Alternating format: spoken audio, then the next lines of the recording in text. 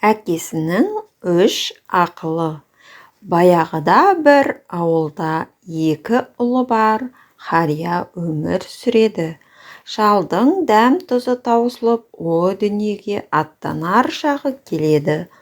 Ол 2 ұлын шақырып, былай дейді: «Қымбатты балаларым, мен сендерге мұрамды қалдырам. Бірақ сендер сол мұрамен ғана бай болмайсыңдар. Ақшадан да қымбат, қайырымдылықтан да бағалы 3 ақылым бар. Соны тыңдаңдар.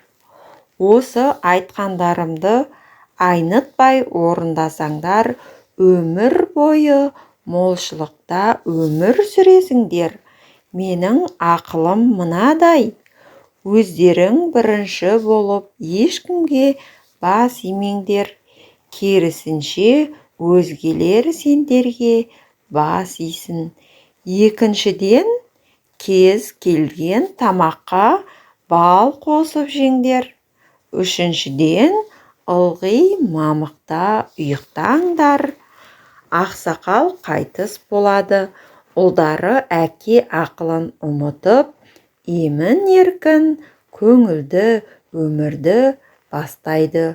Ішу, жеу, қыдыру, алаңсыз ұйықтау әдетке айналады.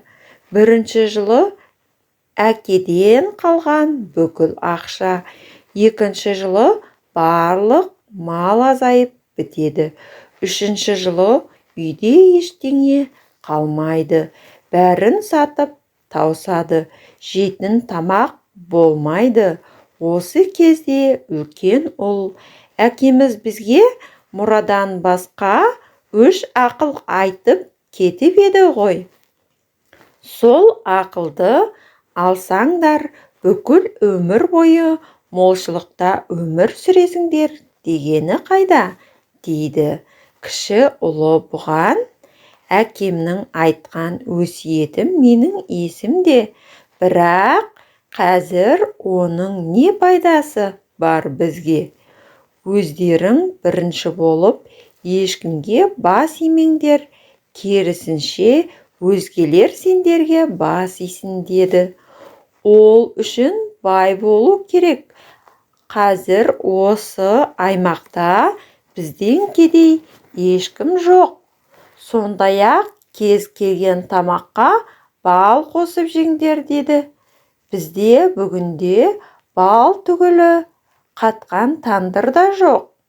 Ылғи мамықта ұйықтаңдар» деді. Мамықта ұйықтаған жақсы әрине, алайда үй бос қаңырап қалды. «Көне киіз де жоқ қой бізде» деп күледі. Ұзақ ойланып отырып, үлкен ұл былай дейді: «Сен босқа күлесің, інім. Біз әкеміздің өсиетін дұрыс түсінбеппіз. Оның айтқаны жөн екен. Ол біздің ерте тұрып, алқапта жұмыс істегенімізді қалады. Сол кезде өтіп бара жатқан адамның бәрі бізбен басын иіп амандасатыны сөзсіз еді. Жақсы жұмыс істеп, үйге шаршап, әрі аш оралған кезіңде қатқан тандырдың өзі таңдайыңа балдай жағады. Сол кезде қатты төсектің өзі жұмсақ көрінеді. Тәтті ұйықтасаң, жатқан жерің мамықтай болмай ма?»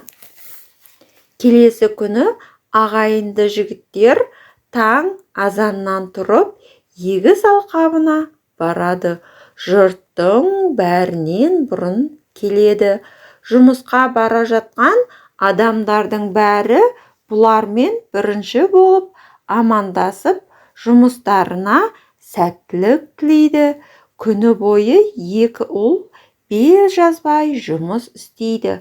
Ал кешкісін жеген жұқа-желпек балдай тәтті болып көрінеді.